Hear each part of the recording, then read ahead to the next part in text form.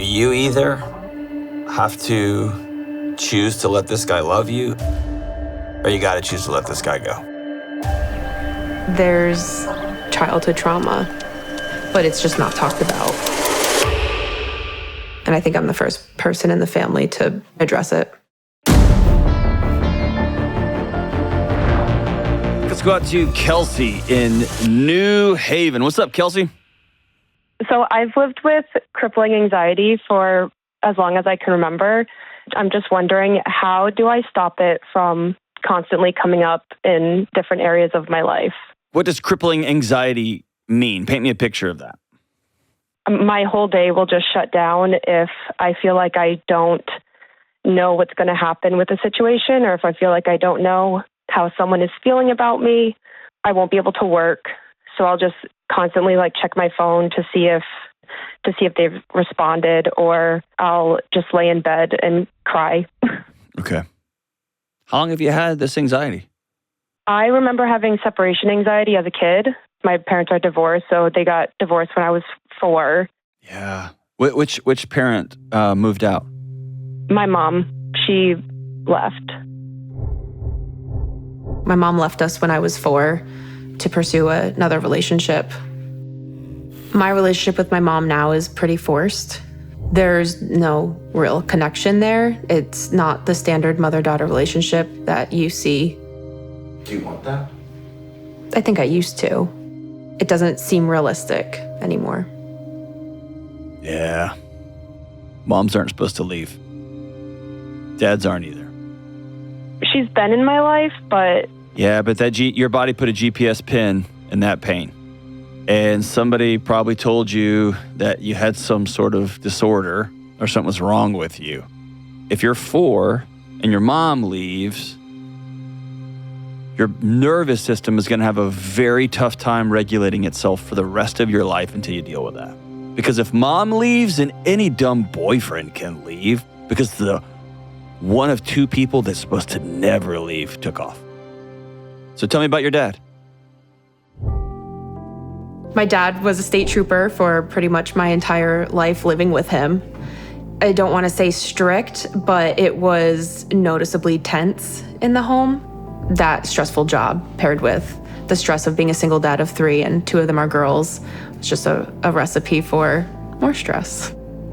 I think he really did truly do the best that he knew how. I think he was very scared, and that came off as very angry and a lot of yelling, and he got remarried when I was in high school. And it's you talk about one parent leaving, and then the most important time of my life, the formative years, and it kind of felt like my dad left me too. Almost invisible in your own home? Yeah, I truly felt like for a while I had no family, because my mom went off and had a new family. My brother was in college. My sister was in college.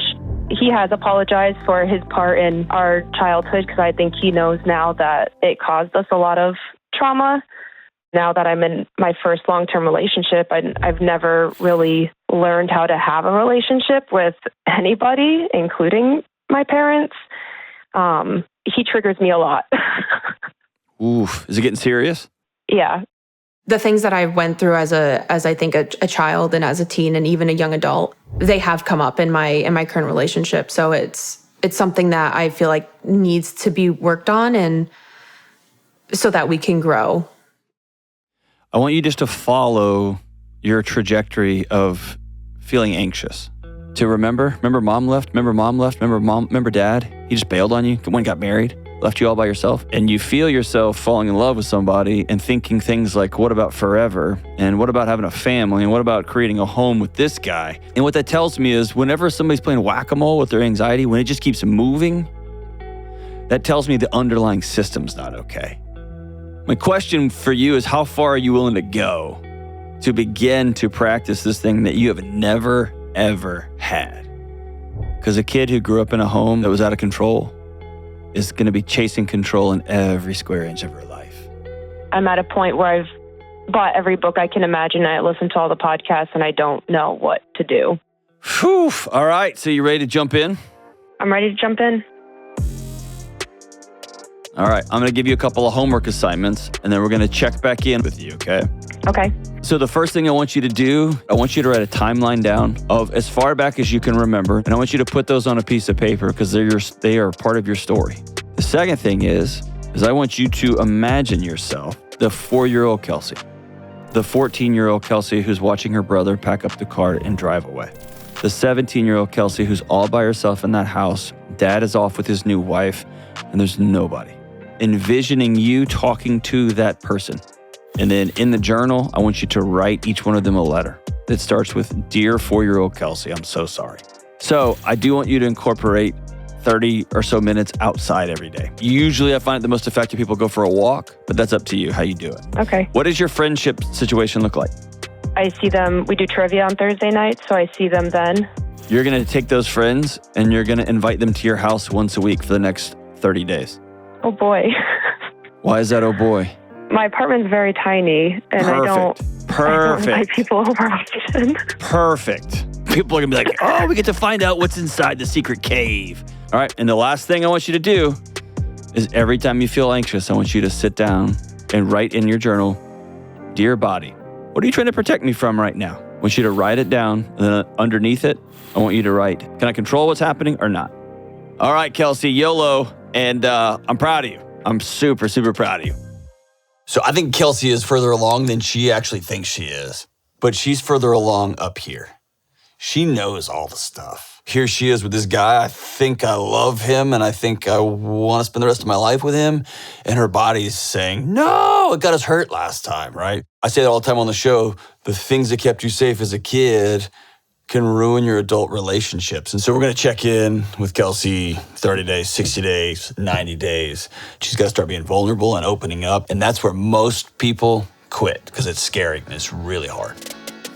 So it's been about 2 days since I talked to Dr. John, writing out the timeline and writing out memories. I got through the daunting task of inviting someone over to my apartment, inviting a friend. Last night, I got a little sensitive about something with my boyfriend. He feeling like I don't really offer much value in the relationship besides the girlfriend part, I guess. I want to just let go of like trying to control how people perceive me. I feel like something is missing, and I think that's been a big cause for some of the anxiety that I've been having, and I think I've been putting it on my relationship.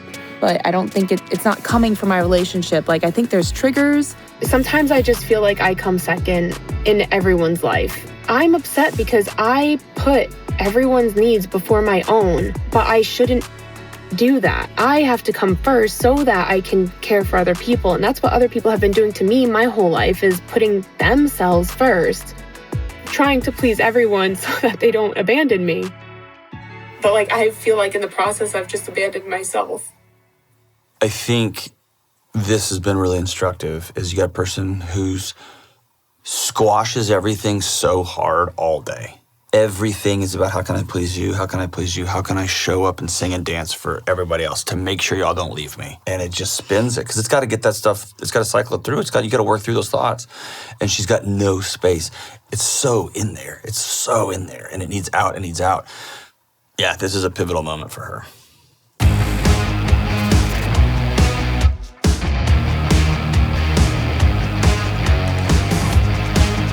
Are we good on our end? Yeah. All right, so 30 days. Tell me, how's it been? Lame, easy, boring, dumb, what? It's been really hard. Why? I feel like I felt really good, and I was like, my anxiety is gone just when we're starting this whole thing. Like, oh no, what am I going to talk about? And then just like everything just hit the fan. I fight my emotions a lot. So can I tell you one of the notes that I wrote here? It just feels like it would be exhausting to be Kelsey. It is. I feel like there's always been a part of me that feels like she's not enough for everyone. I felt like high school was like the worst time of my life. I wouldn't go to school my senior year.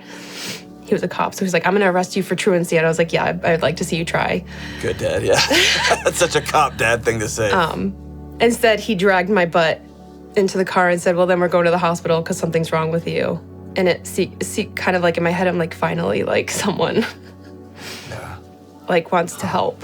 But then we took a pit stop to his girlfriend's house on the way. And I was like, really? Like, this is the problem. I don't really think anyone advocated for me. No, I didn't. Tell me about this boy. Paul? Mm-hmm. He's great. I really thought that there was no one out there that would like get me. Yeah, he's very genuine and he's very real and he's not afraid to, talk about stuff that's uncomfortable. And the third conversation we had was, I got a lot of baggage, so brace yourself. And his response was, well, you said you wanted someone to do life with, and this is life. And, gosh, dude. And I'm like, okay. What an amazing response. I know. It's like that fairy tale that, every girl tells herself is, I just want this boyfriend to come rescue me. Here he is. And I'm like, there's still something wrong. You either have to choose to let this guy love you, or you got to choose to let this guy go. Because you're going to create a world where the only option is that he leaves. And it will justify every story you've told yourself for 26 years. I think I just fear, being replaced. Again. And again, and again, and again, and again. Yeah. So all through your journals, you get really pissed off at yourself for having emotions and feelings. Why? Because my dad used to tell us to go to our room when we were upset. He got to stomp and rage around the house and be that electric nuclear reactor cop dad. And if you disturbed the peace, you got sent away. Which tells the 7-year-old, by the way, there's a line with which I won't love you anymore. Yeah. And you just crossed it. Go. Yep. Did you ever tell that little girl that it wasn't her fault? It's hard to imagine myself as just like this innocent little girl who really didn't do anything wrong. Probably because my whole life, as far as I can remember, I've thought that I was the one doing something wrong. And you have to know that's not true. All right, so you ready for homework? Have you heard me talk about pictures and words? Yeah. Every day, you have to communicate with Paul. Here's my picture of what today looks like. What's your picture of today? And give him an opportunity to reject you. All right, so if you listen to my show, this will be the hardest one, I think, for you. You have to look at yourself in the mirror and say the words out loud 10 times. I love this girl, Kelsey. Last thing, it's gonna be super annoying. I want you to write a letter to 35-year-old you. And I want you to have a conversation with 35-year-old you, and I want you to write down pretty explicitly, what do you want 35 you's life to look like? And more importantly, what do you want 35 you's life to feel like? Game on? Game on. Yeah, her first 30 days, just like I thought, right? She's driven, she works hard, she can make a plan, so she follows through those steps that I give her, right? The next 30 days are the feeling part, right? We've done all the work to take all the masks off, and now it's gonna be a raw, exposed nerve. Would not surprise me to see her begin to spiral because she's doing things, she's practicing things, she's experiencing things that really hurt a long time ago. And so the next 30 days is the feeling part, and it's gonna be challenging. I'm ready for the next 30 days and to see where I am. He didn't text me today. It wasn't the same anxious thoughts that I've had in the past. I think I'm getting better at pictures and words. Really proud of myself for not being upset. I don't want to work out. I don't want to be at work. I don't feel rejuvenated at all. There was a moment where he was like, well, chances of me getting off from work might be slim to none. Okay, work comes first, just like it always did with my dad. I'm feeling and I'm seeing progress. It's small and it's slow. Of course, I half worried for nothing. I spoke to my dad Saturday night and he said, I'm sorry for the part that I played in you feeling anxious. Wow. Paul texted me and said, any issue if I go hiking with my friend? Why would that be an issue? Why does he feel like he needs to ask me permission to do something? My last video journal is exactly what my anxiety looks like. I cannot even function because I'm just crying. I just realized that, I don't want to get into it with him because I don't like to admit that my dad hurt me.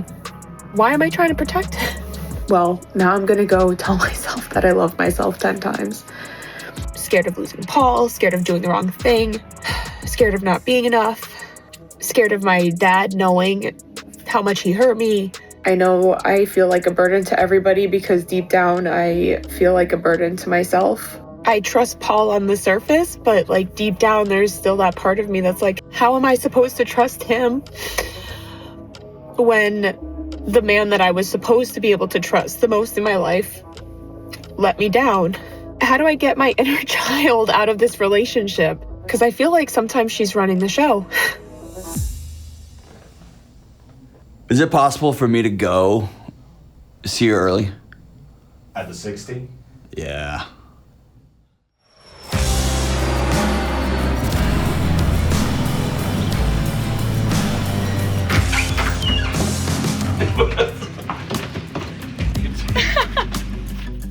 All right, I want to go through some of the notes I wrote.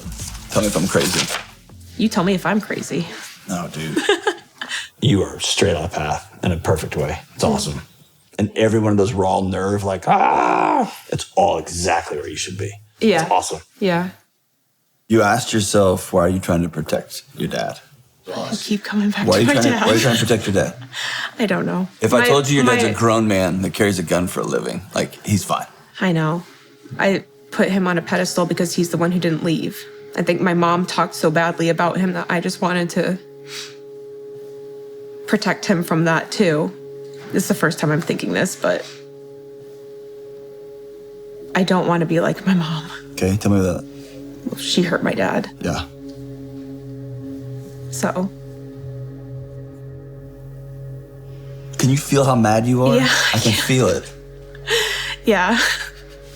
It was always me with just you 3 kids, lugging around you 3 kids this, you 3 kids that. And it's like, it's almost like she ingrained it that she hated it. She did. So that, like, I was this burden. You're a burden, that's right. To the one person who should carry it, all of it. Yeah. And that feels like the story that's carried all the way through to this day. Do you have any questions back? Something that I've asked myself a lot is, like, how do I stop being so angry? Because obviously I have all this this anger and I don't know how to get past it. Okay. Historically, they told people that there's anger in you got to get it out. And they've come to find out that's bad neuroscience. It's going to sound crazy, but you have to practice stopping angry. And the only way I've seen people be successful is to not confront the parent, because as you've tried, it doesn't feel good. It doesn't ever feel like we think it's going to. It is to take care of the kid.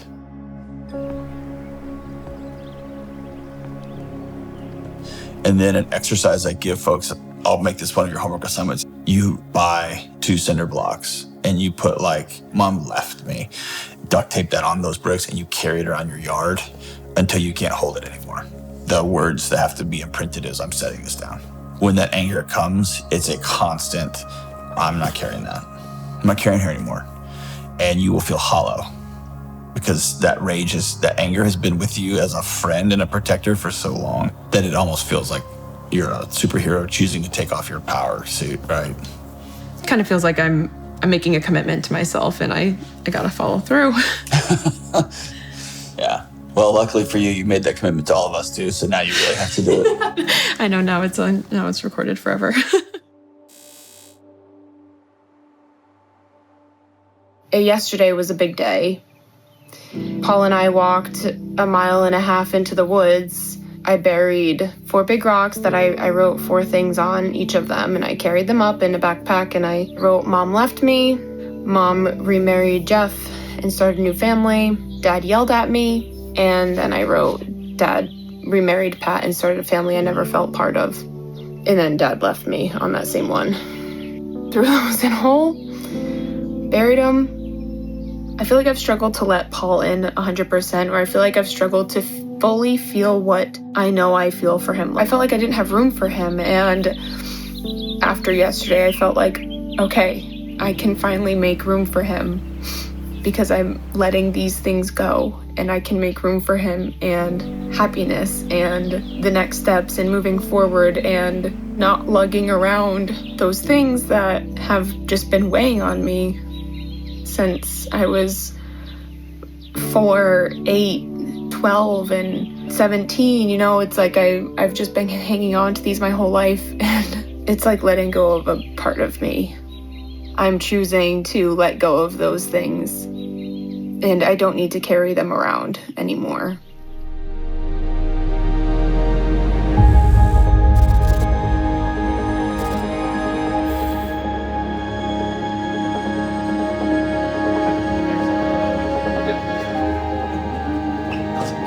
Good.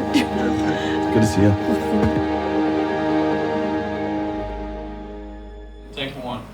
So, tell me about hiking up to the top of the hill and leaving those rocks up there that you were carrying. What were you thinking about? Is this actually going to change anything? Yeah. Or is this just going to be a thing that I do and then I don't feel any different after? Okay. Was it anticlimactic? Yeah. Good. It's supposed to be. I was thinking about returning the next day and taking them back up Tell me about that. so that I could do it better. Oh, wow. That's so good. That's amazing. So what's hard about letting it go? Or the thought of it not being there? It's been my identity for so long. When people like talk about their families and whatnot, the first thing I say is, oh, my parents are divorced.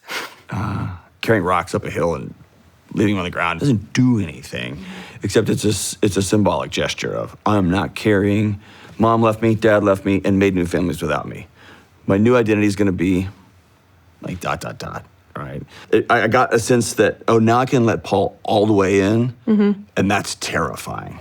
Or maybe it's exciting. It was a little bit of both. Okay. Actually, after we buried the bricks, I think I just cried in his arms for an hour, and we didn't say anything. Yeah. He knew I was tense, and I just fell apart. It just felt so much easier to actually love him and not the version of him that I had in my head.